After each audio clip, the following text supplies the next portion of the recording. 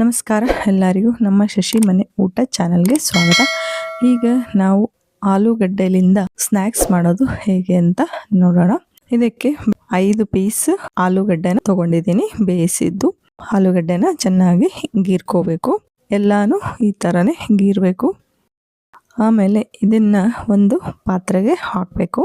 ಹಾಕಿ ನೋಡಿ ಈ ಥರ ಸಣ್ಣಗೆ ಆಗಬೇಕು. 1 ಸ್ಪೂನು ಚಿಲ್ಲಿ ಫ್ಲೇಕ್ಸ್ನ ಹಾಕ್ತಾ ಇದ್ದೀನಿ. ನಿಮಗೆ ಜಾಸ್ತಿ ಖಾರ ಬೇಕಂದ್ರೂ ಹಾಕ್ಬೋದು. ಆಮೇಲೆ ಅರ್ಧ ಸ್ಪೂನ್ ಉಪ್ಪು ಹಾಕ್ತಾ ಇದ್ದೀನಿ. ಆಮೇಲೆ ಒಂದು ಸ್ವಲ್ಪ ಪೆಪ್ಪರ್ ಪುಡಿನ ಹಾಕ್ತಾ ಇದ್ದೀನಿ. ಒಂದು ಚಿಟಿಕೆಯಷ್ಟು ಪೆಪ್ಪರ್ ಪುಡಿನ ಹಾಕಬೇಕು. ಆಮೇಲೆ ಅರ್ಧ ಸ್ಪೂನ್ ಜೀರಿಗೆ ಪುಡಿನ ಹಾಕ್ತಾ ಇದ್ದೀನಿ. ಆಮೇಲೆ ಇದಕ್ಕೆ ಕಾರ್ನ್ಫ್ಲೋರ್ನ ಹಾಕ್ತಾ ಇದ್ದೀನಿ. 1 ಬಟ್ಲು ಕಾರ್ನ್ಫ್ಲೋರ್ನ ಹಾಕಬೇಕು. ಅದನ್ನು ಈಗ ಸ್ವಲ್ಪನೇ ಹಾಕಿ ಚೆನ್ನಾಗಿ ಕಲಿಸ್ಬೇಕು. ಅದು ಗಟ್ಟಿ ಆದರೆ ಸಾಕು, ಕಾರ್ನ್ಫ್ಲೋರ್ ಏನು ಹಾಕೋದು ಬೇಡ.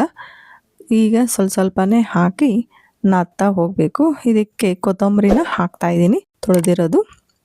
ಹಾಕಿ ಇದನ್ನು ಚೆನ್ನಾಗಿ ಕಲಸಿ ಆಮೇಲೆ ಇದಕ್ಕೆ ಸ್ವಲ್ಪ ಕಾರ್ನ್ಫ್ಲೋರ್ನ ಇದಕ್ಕೆ ಎಷ್ಟು ಬೇಕೋ ಅಷ್ಟು ನೋಡಿ ಹಾಕಬೇಕು. ಯಾರೆಲ್ಲ ಇನ್ನೂ ನಮ್ಮ ಚಾನಲ್ಗೆ ಸಬ್ಸ್ಕ್ರೈಬ್ ಮಾಡಿಲ್ವೋ ಸಬ್ಸ್ಕ್ರೈಬ್ ಮಾಡಿ, ಬೆಲ್ ಐಕಾನ್ ಆನ್ ಮಾಡಿ. ನಮ್ಮೆಲ್ಲ ವಿಡಿಯೋಗಳು ನಿಮಗೆ ತಲುಪುತ್ತವೆ. ನೋಡಿ, ಇದಕ್ಕೆ ಇನ್ನೂ ಸ್ವಲ್ಪ ಕಾರ್ನ್ಫ್ಲೋರ್ ಹಾಕಿದರೆ ಆಯಿತು. ಈ ಥರ ನೋಡಿ ಹಾಕಬೇಕು. ಒಂದೇ ಸಲ ಹಾಕಿದರೆ ಅದು ಗಟ್ಟಿ ಆಗುತ್ತೆ. ಹಾಗಾಗಿ ನೋಡಿ ಹಾಕಬೇಕು, ಅದು ಗಟ್ಟಿ ಆಗುತ್ತಲ್ಲ. ಈ ಆಲೂಗಡ್ಡೆ ಸ್ನ್ಯಾಕ್ಸ್ ತುಂಬಾ ಟೇಸ್ಟಿಯಾಗಿ ಇರುತ್ತೆ. ಇದನ್ನೊಂದ್ಸಲ ತಪ್ಪದೇ ಟ್ರೈ ಮಾಡಿ ಹೇಗಾಯ್ತಂತ ನನಗೆ ಕಾಮೆಂಟಲ್ಲಿ ತಿಳಿಸಿ. ಈಗ ಮಳೆಗಾಲಕ್ಕೆ ಡಿಫ್ರೆಂಟ್ ಸ್ನ್ಯಾಕ್ಸ್ಗಳನ್ನು ಮಾಡ್ಕೊಂಡು ತಿನ್ಬೋದು. ಈ ಥರ ಇದು ಈಗ ಗಟ್ಟಿ ಆಯಿತು. ಇಷ್ಟ ಆದರೆ ಆಯಿತು. ಆಮೇಲೆ ಇದನ್ನು ಈ ಥರ ಸಣ್ಣ ಪೀಸ್ಗಳಾಗಿ ಕಟ್ ಮಾಡ್ಕೋಬೇಕು. ನಿಮಗೆ ಬೇರೆ ಯಾವ ಶೇಪಲ್ಲಿ ಬೇಕಾದರೂ ಇದನ್ನು ಕಟ್ ಮಾಡ್ಕೋಬೋದು. ನೋಡಿ, ಈ ಥರ ಸಣ್ಣ ಉಂಡೆಗಳಾಗಿ ಕಟ್ ಮಾಡಿಕೊಂಡು ಇದನ್ನು ಈ ಥರ ರೌಂಡಾಗಿ ಮಾಡ್ಕೋಬೇಕು. ಈ ರೌಂಡಾಗಿ ಮಾಡಿ ಸ್ವಲ್ಪ ಅಗಲ ಮಾಡಬೇಕು. ಈ ಥರ ಎಲ್ಲನೂ ಮಾಡಿ ಇಟ್ಕೋಬೇಕು. ಆಮೇಲೆ ಇದನ್ನು ಒಂದು ಫೋರ್ಕ್ ತೊಗೊಂಡು ಫೋರ್ಕ್ನಿಂದ ಸ್ವಲ್ಪ ಈ ಥರ ಪ್ರೆಸ್ ಮಾಡಬೇಕು. ಎಲ್ಲನೂ ಫೋರ್ಕ್ಲೇ ಪ್ರೆಸ್ ಮಾಡಬೇಕು. ಇದಕ್ಕೆ ಒಂದು ಸ್ವಲ್ಪ ಎಣ್ಣೆನ ಹಚ್ಚಬೇಕು.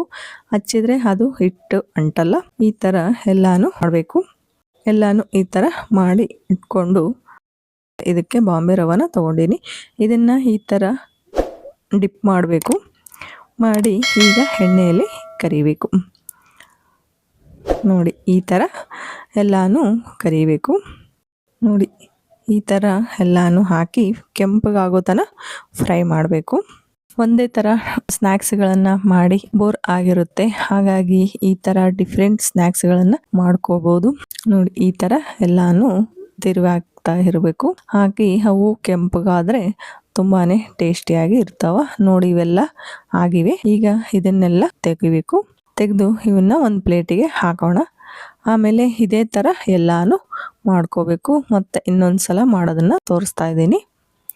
ಈ ಥರ ರವಾದಲ್ಲಿ ಡಿಪ್ ಮಾಡೋದ್ರಿಂದ ಅವು ಮೇಲುಗಡೆ ಕ್ರಿಸ್ಪಿಯಾಗಿ ಇರ್ತಾವ, ತುಂಬಾ ಟೇಸ್ಟಿಯಾಗಿ ಇರ್ತಾವ. ನೋಡಿ, ಈ ಥರ ಎಲ್ಲನೂ ಹಾಕಬೇಕು. ನೋಡೋದಕ್ಕೂ ತುಂಬಾ ಚೆನ್ನಾಗಿ ಕಾಣ್ತಾ ಇವೆ. ಟೇಸ್ಟನ್ನು ಅಷ್ಟೇ ರುಚಿಯಾಗಿರುತ್ತೆ.